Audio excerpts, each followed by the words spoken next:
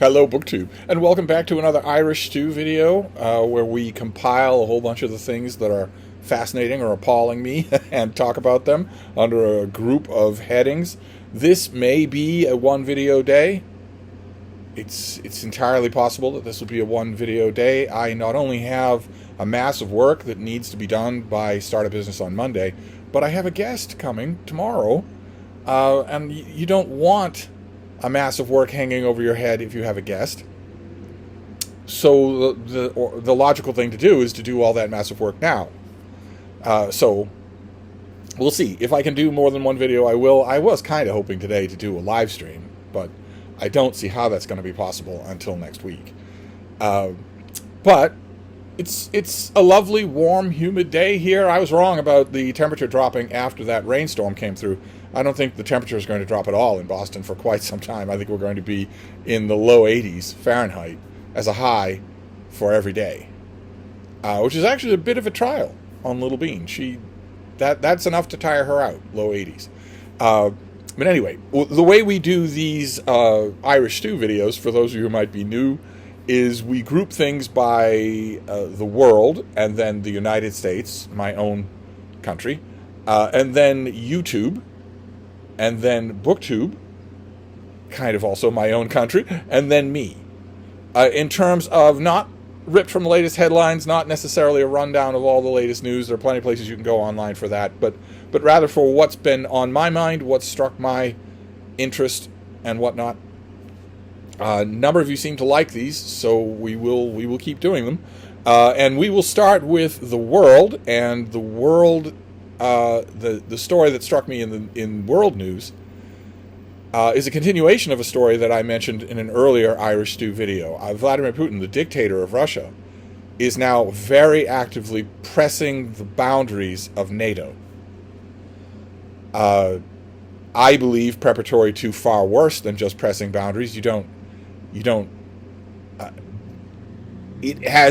is a seldom commented on fact in political/military history. When we use the phrase saber rattling, what people don't often comment on is that almost all saber rattling leads to war. It is the phrase saber rattling is characterized as idle military talk, posturing that will not lead to war.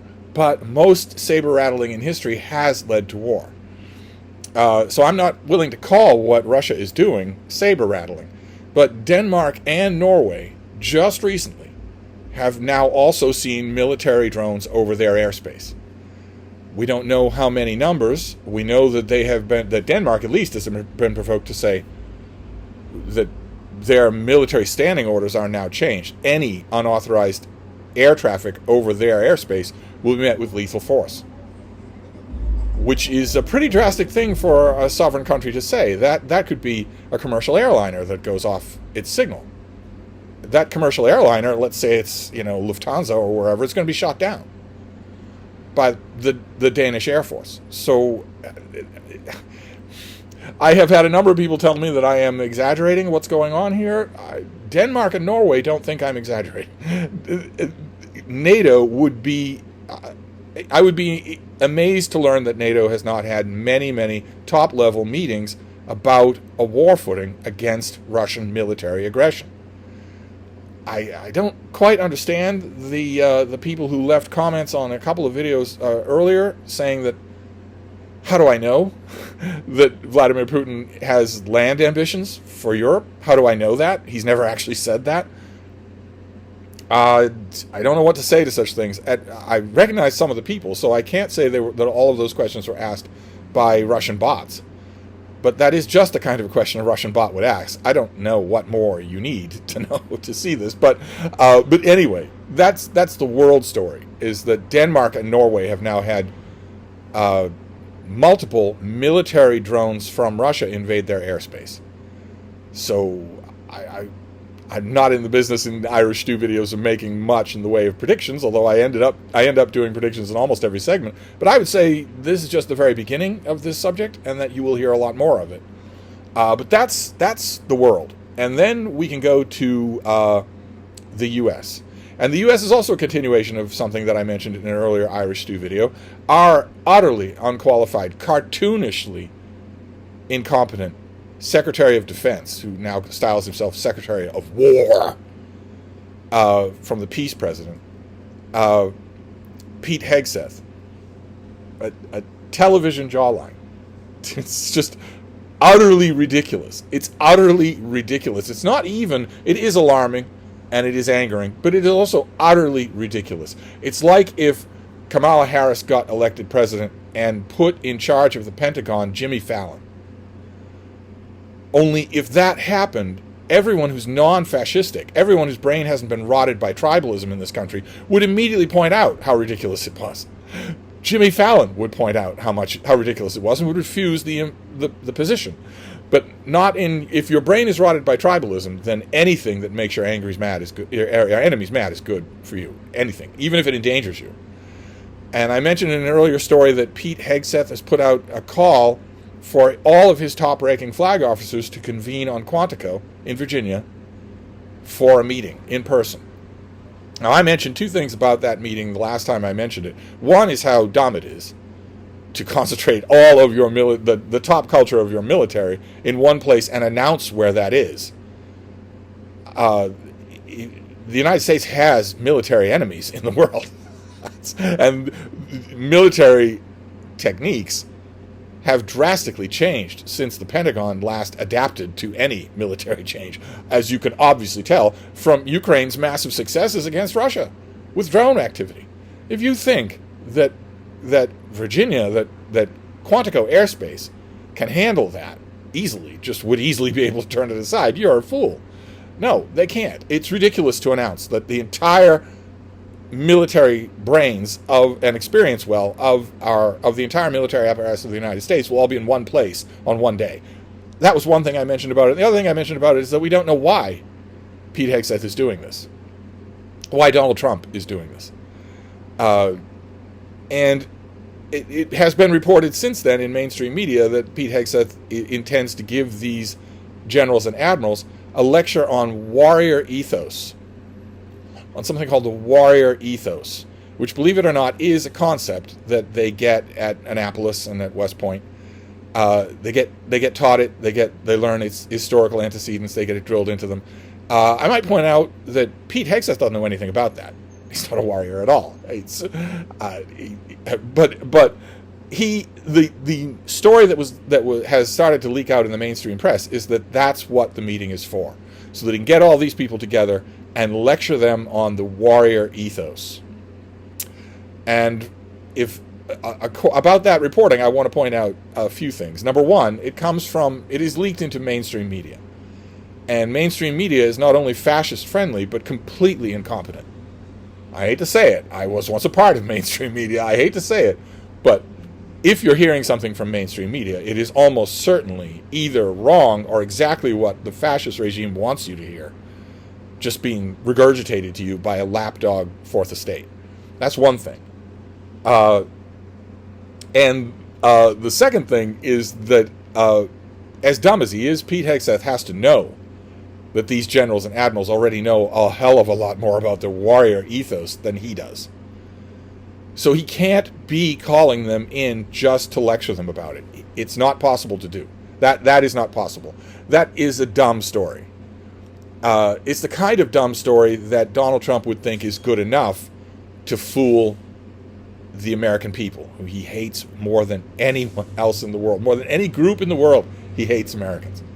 I'm really surprised that instead of having this, that I wouldn't be surprised if the story about the warrior ethos was leaked to the mainstream media by someone named John Barron, who sounds like Donald Trump talking on the phone with a handkerchief over the receiver. I wouldn't be surprised at all about that, and the mainstream media would just report it. Anyway, they wouldn't say, this is obviously Donald Trump, this is obviously a lie. We'll be playing into the fascist regime's goals if we report this the way it is, so we won't do it. Maybe we'll, I don't know, what was that word? Investigate? But the two things I think can be assumed from this meeting. One, since it's not about Pete Hegseth lecturing these experienced soldiers in the warrior ethos, then it has to be about one of two other things, and those two things could be both true. The first is that he wants to lecture them about warrior ethos because he's going to need warriors because the United States is going to declare war. Somewhere, somehow. On Venezuela or wherever. Or parts of the U.S. government, parts of the United States territory. The East Coast. Or the West Coast. Since it's just been announced by the Trump regime that they are sending troops, not just ICE or the National Guard, but actual troops into Portland. and no one bats an eye. The usual suspects bat an eye, but normal people don't. No one bats an eye. The very first thing that you should hear when the President of the United States slurs to an underling that he's going to send federal troops, military troops, into Portland, Oregon, the very first thing you should hear is a 100% majority of the Republicans in the Senate saying, no, the hell you're not. No, you're not. Absolutely you're not. Or we'll impeach you. And you're not hearing that. You're not hearing anyone object at all, except the usual suspects. So it could be that. Alternative number one is that Pete Hegseth is going to lecture these people about warrior ethos because they're going to need it because Trump is about to declare war. And the other explanation, keep in mind, these could both be true, but I think I'm leaning much more towards the second one than the first one, as I mentioned, and the last time I brought this subject up, is that Pete Hegseth is going to lecture these people about warrior ethos because he intends to change the definition of warrior ethos. The last 3 times that a fascist regime was consolidating power, all 3 times that regime did this exact thing. They called in their generals and admirals, and once the generals and admirals were all together, they redefined the nature of their loyalty. And you can either like it or you can leave. And if you leave, we're going to notice that you leave. In one of those fascist regimes, if you leave, you'll be killed as soon as you do. And even if you aren't killed as soon as you do, we know where your families live because they get your benefits. But that would be my guess. That's what I'm thinking is going to happen, is that he is calling these people here to tell them what warrior ethos now is. Not to lecture them on what they learned at the point, but to tell them how things have changed. And that warrior ethos is now a completely unquestioning blind loyalty to a racist, sexist, fascist, lying moron, rapist, fraud from Queens. That one guy. Not the Constitution, not your friends and family back home, not the law. Just that one guy.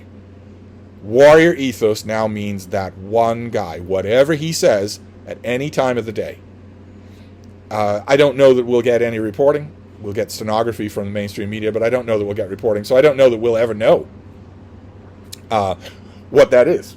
I no idea. I have no idea if we'll learn what is actually said. Future historians will know. But the main point that I want to make about this whole Pete Hegseth thing, this whole gathering of generals and admirals in, the whole way that the speculation about it is starting to mount, even in the mainstream media, is that it's all a distraction. All of it is a distraction from the Epstein files, from the fact that Donald Trump is badly implicated in the Epstein files as being a long-time serial raper of children with his good friend Jeffrey Epstein. That those children were funneled in and out of Mar-a-Lago specifically for that purpose. I don't know if you saw in the news that there's a thing called a discharge petition where Congress can summarily demand documents from the government that the government is withholding. And you need a certain number of people to sign on to a discharge petition in order to make it work. And the number of people needed is one short, and the one who has already said that she will sign on to it, to guarantee that by force of law, anyway, the Trump regime has ignored the law, so it could ignore this law, but by force of law, that discharge petition would mean that despite what Speaker of the House Mike Johnson wants, despite what Donald Trump wants, despite what Pam Bondi wants, the government has to turn over all those documents, anything that's listed in a discharge petition. And Mike Johnson is refusing to confirm the election victory of the one extra person needed for that discharge petition. His office and he himself is saying, oh, it's just routine. It's just routine. There is no, I know this is true about everything that the Trump regime has done regarding the Epstein files. It's true about the multiple times now that the fascist party in Congress has vetoed the idea of releasing it. And it's still true now. There is only one explanation for why you would go to such fanatical lengths to stop this stuff from becoming known. There's only one explanation. And it's that files deeply implicate Donald Trump himself. That's the only reason why he would even care. Much less go to all these extraordinary lengths. Imagine not certifying the victory of an elected member of Congress. Because you have your eye on the ball of the last thing I want is to let that discharge petition happen. Because if I fail the boss, if I let that happen and it goes through and we have to release the Epstein files, the boss will send people to my driveway. In addition to primarying me, he'll also have me attacked at my doorway or shot with my dog or whatnot. The only possible explanation for why everyone connected with the regime is going to such fanatical lengths to stop this from happening is because the regime knows how bad it is for them personally. And that is the thing to remember about this headset thing. I don't expect that like I said, I don't expect that we'll ever learn what is said in this meeting. But I know one thing I won't hear, and that will be all of those admirals and generals refusing to do it. I won't hear even one of them refusing. And that's going to be depressing in its own right.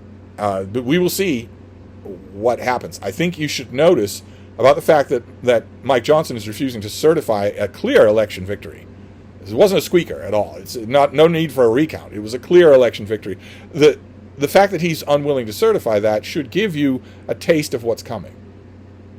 No one that the regime doesn't like is ever going to have an electoral victory that's certified, including a presidential candidate. But this is at least a taste of that. So that is the U.S. is this weird warrior ethos meeting designed to distract from the Epstein files. And then we can move on to YouTube, which is again full of distractions from the Epstein files, but the main thing is, again, Charlie Kirk assassination theories. Now, the assassination nut jobs have gone nuts with this by now. Just nuts with it. So that, much like the JFK assassination, two pathways have opened up that don't intersect at all. In fact, they are moving in opposite directions steadily. In the JFK assassination, there are two pathways that opened up and they do not touch, they do not communicate anymore. You're either on one path or on the other. There are no crossroads. You can't get from one to the other. The one is that a disaffected loner named Lee Harvey Oswald, who had already taken a shot with a Mannlicher Carcano rifle at a different public figure, decided on the spur of the moment to take a shot at the president as he was driving by the Texas School Book Depository. Got off 3 shots. One of them severely wounded the president, and the other one was the luckiest shot in the world and blew the president's head apart, killing him instantly. That's one pathway. That Oswald had a package, a mysterious package, that he acted to everyone he knew like he thought his life would be over that day, that he acted guilty, that he killed someone after he was fleeing the scene. That pathway is that Lee Harvey Oswald was a disaffected loner who killed the most powerful man in the world just because he wanted to be famous, not knowing that in a couple of days he himself would be killed. And the other pathway, well, you already know the other pathway. The other pathway goes on to the edge of infinity, and it is all the different things that happened that day in Dealey Plaza, not one of which was that Lee Harvey Oswald took a shot at the president and actually succeeded in blowing his head apart. No, instead there was a sniper's nest, there were 2 sniper's nests, 3, someone was in the sewers, there were up to, I've seen 10 people on the grassy knoll, all with guns, that every branch of the government was involved, that the mafia was involved, that Cuba was involved. Those 2 pathways do not touch anymore. You're on one or you're on the other. And amazingly, even after a week, the same thing is happening with the Charlie Kirk assassination. 2 pathways are developing. In one, Tyler Robinson, a disaffected loner, takes a 1 in a million shot at Charlie Kirk and succeeds in killing him instantly. He's a haphazard kind of loser, and was the end of the story. That's the end of the story. In this case, he was taken alive, and I don't know, will he be Epsteined in federal custody? Who knows? But that's it. That's the one side of the story. And sure, like in the JFK assassination, some of the forensics looks a little iffy.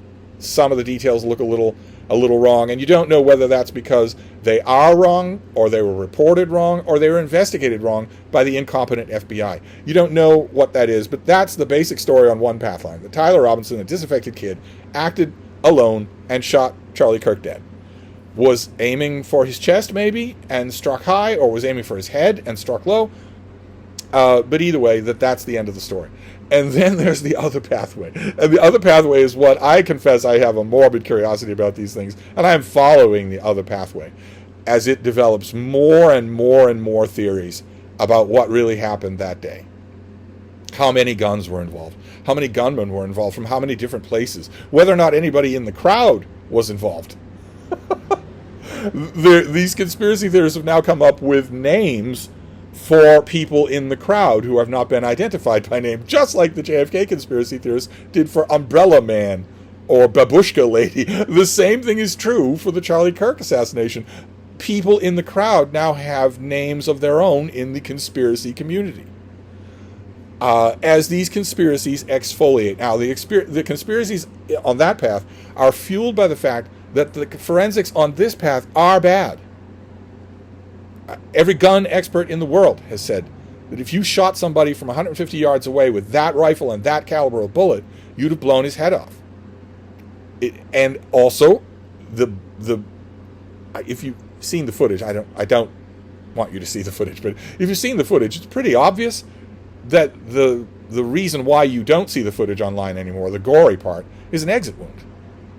And if that's true, well, then the bullet would have had to come from the other side of that exit wound, and that doesn't seem right. But then the government says, well, the other side of that exit wound is not where Tyler Robinson was, is what I'm saying, for it not seeming right. But the government says that that was an entrance wound, and that there was no exit wound because this gigantic bullet did not exit. That it struck his spine or and stopped there or something like that. I don't. This kind of a bullet can punch through concrete. At that distance, it can punch through concrete. So it would not be stopped by a spine. I know I said in an earlier video that a friend of mine who's a gun expert said that bullets do strange things, and they do. But they don't do that strange things. They don't turn in midair. They are not magic bullets. So the huge atmosphere of conspiracy theories on the other side has a kernel to chew on. But boy, oh boy, are they going nuts about it. Just nuts about it. I am curious to know a couple of things. I'm curious to know how many of these people are grifters. Every gun nut in the world has now made a video about this, and people have broken down the viewership numbers, and it's a payday. For some of these channels, it's a payday. We're talking $30,000, $40,000, $50,000 per video about this sort of thing. That's a payday. That's an incentive for you to lie about what your forensics knowledge otherwise tells you, or your ballistics knowledge otherwise tells you is impossible. And I'm also wondering how long it will take. Some of you may know the name of Frank Turek. He's a evangelical Christian apologist. You may know him, if you know the name at all, probably you know him because he had a couple of debates with Christopher Hitchens. And it's less well known that Frank Turek was a mentor of Charlie Kirk. Charlie Kirk was an extreme fundamentalist Christo-fascist. And Frank Turek was a kind of a mentor of his. And what a lot of people, it's not getting widely reported, but Frank Turek was there at the shooting and was 5 feet away from Charlie Kirk when he was shot. Frank Turek was cheerfully, enthusiastically filming his friend when he saw his friend murdered. And I'm wondering how long it's going to take for the conspiracy nut jobs out there to blame Frank Turek. I haven't seen it happen yet, but he's a famous name in evangelical circles, so it's bound to happen. Anyway, that's broader YouTube. Is these two paths diverging when it comes to the subject of Charlie Kirk. I find it's morbid, of course, but I find it fascinating. And like with the JFK assassination, the more insane this path gets with the conspiracies about Charlie Kirk's death, the more I tend to believe that Tyler Robinson was a doofus kid who acted alone and got lucky. The more I tend to believe that. But I'm not helped any by the crappy forensics and evidence of the FBI. So anyway, then we can get to BookTube. We can move from YouTube to BookTube. And with BookTube, unfortunately, the subject is me. The subject that's on my mind is me. I made a video yesterday in my barrage of videos. There won't be a barrage of videos today, but I made a barrage of videos yesterday, as usual, because BookTube is so hard. It's so hard to do that I make a barrage of videos every day. But I made a video yesterday I was responding to Nick Reed's Fantasy, who did a video about why it is that so many fantasy booktubers all read the same books, all esteem the same books, all have the same books behind them on their shelves when they film. Why is it that it's 12 series, the same 12 series with 2 or 3 outliers? Why? Why would that be? And Nick did a great video where he links, all the reasons why that might be. I'll leave a link to it down below in case you missed my response video. I made a response video to it yesterday, where I talked a lot about some of the points that he made, disagreed with some, agreed with others, which is how we're supposed to do this. That's how we're supposed to do this. And ended with a challenge. I ended that video with a challenge where I challenged Fantasy BookTube, and I was challenging into the wind. I knew they weren't watching. But I challenged Fantasy BookTube to read no fantasy at all in 2026. No fantasy, no science fiction, no books in series, and at least 50% of the books they read in 2026 written by women. I challenged them to do it, and my goal, my idea in mind was just to see if they could. Just to see if they could do it. And in response to that video, I got a lot of emails about that video. I leave my email on every channel, on every video that I make. I leave my email. You're free to email me. I'm going to make a separate video as soon as I get a chance about email do's and don'ts. but I got a lot of emails about that video, and I want to read one of them too. I have anonymized it so that the sender will not know. But the sender won my heart immediately with the first line, because the first line of the video is, "Dear King Tentacle, hope you are doing smell." I always complain, I mock on this channel how since the pandemic, so many millions of people have fallen into the utterly mindless phrasing of "hope you're doing well, hope you're doing well, hope you're doing well," which is just your mouth moving. You don't even know what you're talking. You don't even know what you're saying. You are having an out-of-body experience when you say that. It is utterly meaningless speech. Like the fad that gripped cell phones for 10 years, where you end every cell phone message to every person that you know in your personal life with "love you." To it means nothing. You're not aware, you're not conscious when you're saying it. And I've also mentioned many times that I'm not liked on BookTube because BookTube hates me because I smell. And this person started off their email with, "Dear King Tentacle, hope you are doing smell." And they won my heart right then. The email is, "Loved your recent video about how similar many fantasy booktubers are, same books, same backgrounds, etc. But haven't you always said there's no should in reading? No wrong way to read. Shouldn't FantasyTube just read what they want?" And they decided with "your confused acolyte." And I wanted to address this because that's absolutely true. I have said that for years and I maintain it. I don't think there's anything in my FantasyTube video that contradicts that. If you have discovered that you like reading fantasy, long fantasy series, soft magic systems, hard magic systems, and that really does it for you. That pushes all the buttons, totally satisfies you, challenges you, and leaves you wanting more. If you have found that to be true, then by all means keep reading that. I am sure that in my video yesterday I made that point a few times. I'm sure I did. But there's nothing wrong with it. If you want to keep the emailer is correct. There is no should. There is no wrong way to read. If that's the sort of thing that you like to read to the exclusion of all other things, then go right ahead. Go right ahead and do that. I'm still going to watch these channels. I still do. I subscribe to every channel that I was even alluding to yesterday and really like their content. Watch their live streams. I have to restrain myself. With most of their channels, I have to restrain myself from leaving comments because why would I do that? I have done it. I made the mistake of doing it months ago. And you just watch as they are hearting and responding to every single comment and completely ignore mine and then jump down and keep going. Same thing in a live stream. Even if there are 3 people in the live stream leaving comments in the chat, they will ignore the ones that I leave. there'll just be two people leaving comments in the chat. So I don't do that anymore. It's hard because it's second nature to me, but I don't try to interact anymore. But I still watch and love those channels. Absolutely. And get a lot out of them in terms of the fantasy that they discuss. So I am not in any way saying that you shouldn't read only fantasy if that's what you want to do. I was making my response video and I was issuing my challenge because it's such a shame. That's all. It's such a shame that you are restricting yourself to such an incredibly narrow part of the world of literature. Not because it's a lesser part of the world of literature, but because it's so narrow.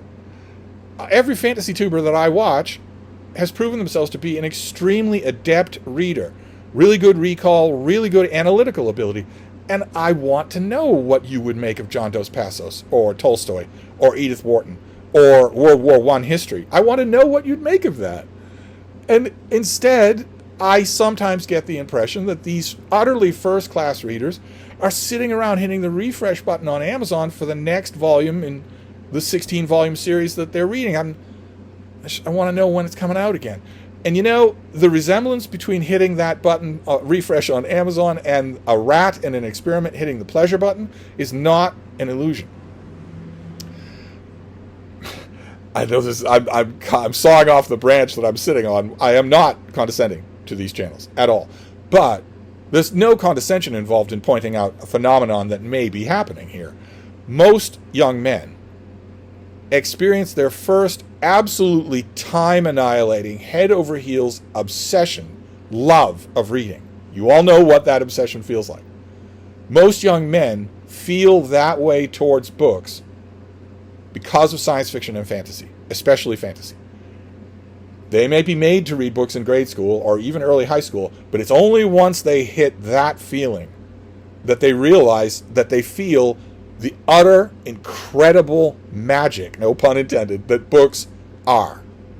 The reason we're all here is because we felt, all of us, some variation of that magic. Most young men, in my experience, I had a lot of experience with this, 28 years of experience with this. Most young men experience that through reading fantasy or science fiction or both. And it is a perfectly natural reaction when you feel that and you keep feeling it and you grow a little older to be afraid of risking not feeling that. To be afraid of going far outside that realm and having what? To basically start over. It's not a pleasant feeling to start over. It's not a pleasant feeling to learn how to enjoy something new.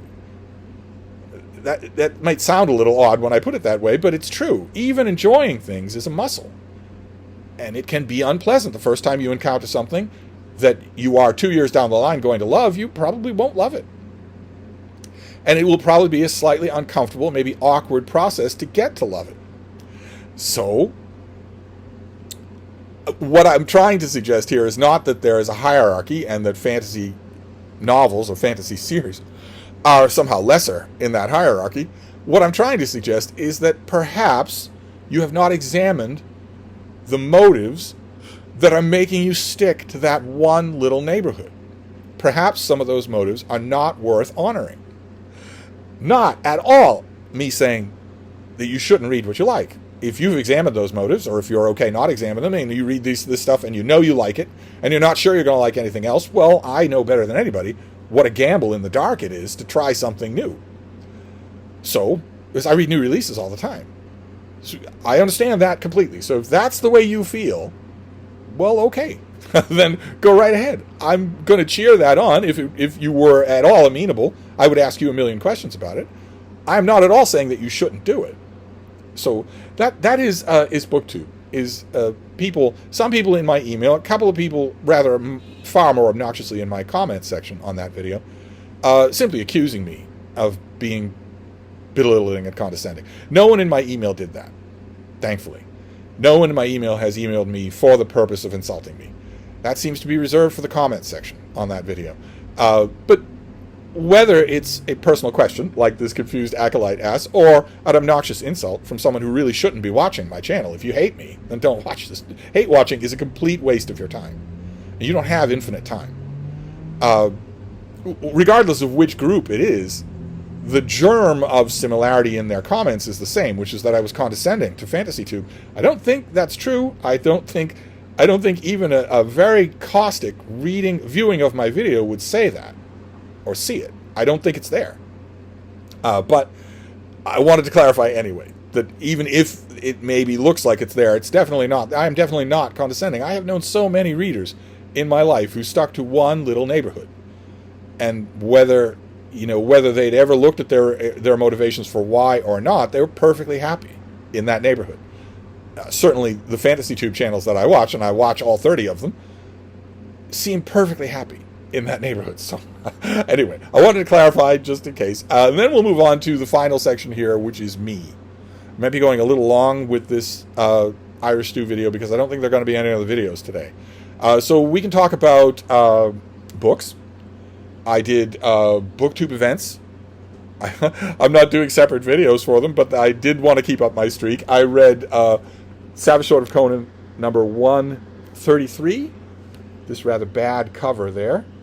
I read that. The main story here is Winter of the Wolf, and it's by Chuck Dixon, with art by Gary Kwapis, who is being heavily inked by Ernie Chan. Heavily and masterfully inked. Just beautiful artwork all throughout. And I loved it. Once again, I just loved it. It's a nice, long story. As you can tell from the title, it's partially about wolves, partially about werewolves, but it's got just terrific art. I loved it. Just a classic Conan supernatural story out in the wilderness. One of the many millions of adventures that Conan might have had. Doesn't tilt at or tip the continuity at all. So I'm on a bit of a roll for Savage Sword of Conan. I'm getting these big, sprawling fantasy stories that I really enjoy. So that was Cimmerian September. And then for Shorty September, where we read short books, I think I cheated. Because this thing is 192 pages long, but it's not one thing. It's a collection of things. It's the illustrated Roger Zelazny. And it's got artwork all throughout, including pages of color artwork, as different artists illustrate different stories by Roger Zelazny. So when the story is long, the type font can be pretty brutal. That's pretty small type there. But somehow all fit into a mass market paperback, and I bought this thing when it came out. When was that?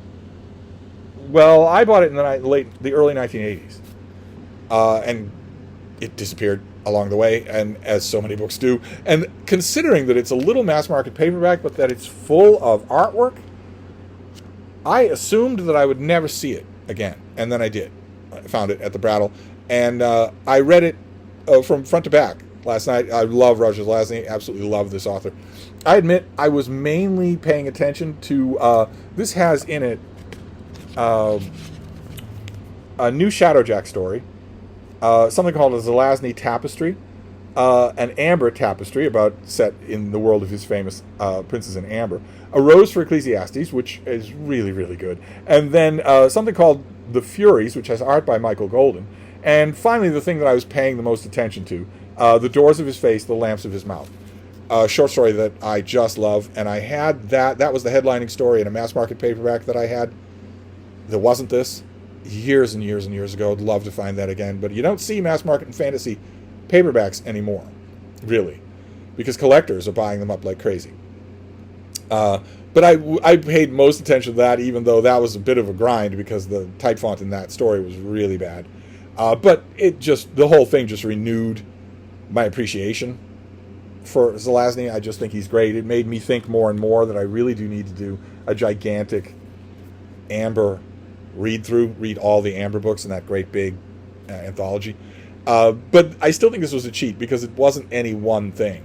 This is an anthology, and I think anthologies are probably cheating when it comes to Shorty September. Not that anyone connected with Shorty September is paying attention to anything I do, but it feels like a cheat. So tonight it'll be one book, and with any luck, tomorrow I'll be able to make one video on that instead of cramming it in here. And then those were the BookTube events. I didn't do anything for Framed, and I didn't do anything for Shake-Tember last night. I didn't do anything for Octember about octopuses. I didn't do anything. I have 5 BookTube events. I did only 2 last night. But I did reading. And I wanted to show you those. I reread this thing. This is Sarah Gailey, her book River of Teeth. I reread this thing. It is so good. It is so good. It's an alternate 19th century America where the swamps of America have grown and they're full of feral, vicious hippos. This is just so... I read it back when it came out, 2017. I think I read it a little later than that, but I loved it. Immediately loved it when it came out, and I recently found this signature green trade paperback and gave it a reread.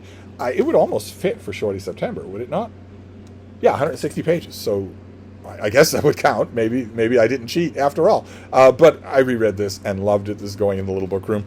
And I'm also spending more and more time here in the complete notebooks of Albert Camus. I'd already consumed the introduction and was already intent on spending a lot of time in a book. A book like this, you have to spend time with it. You have to root around in it. You can read it straight through, but then you have to settle down with it to really understand what's going on, to get a sense of it, a real sense of it. And I've been doing that, and in my own defense, I was doing that before I became obsessed with the new black and white movie adaptation of The Stranger. It's just turning out to be a Camus-type thing here. In fact, the fact that I'm living in this book, I spent a lot of time in this book last night. The fact that I'm living in this book and that I've seen that black and white adaptation of The Stranger so many times in 2025. Those two facts are leading me to think that maybe it's time to read some Camus. Almost certainly I would have to do that before I write a review of this thing. So there's that. So I spent a lot of time with this. And then the other book that I read last night is a source of a little bit of contention because a number of you joked with me in the aforementioned emails. 4 of you, wrote to me about this book, Behind Caesar's Back, which I got yesterday, which is all about gossip and rumor mongering with the Caesars in ancient Rome. I opened this yesterday and I showed it to you, and I mentioned that it's a January 2026 release, so I won't be reading it because I stick to the year I'm in for new releases in that year. And a number of you wrote to me and said, you wrote to me close to late at night, close to when I shut everything down and start reading, asking me, saying, hope you enjoy the Rome book. And one of you wrote this morning and said, so how was the Rome book? You Weisenheimers, automatically assuming that I would not be able to resist this book. And you were right, but you didn't have to be so snotty about it. I was not able to resist this book. I read it and loved it.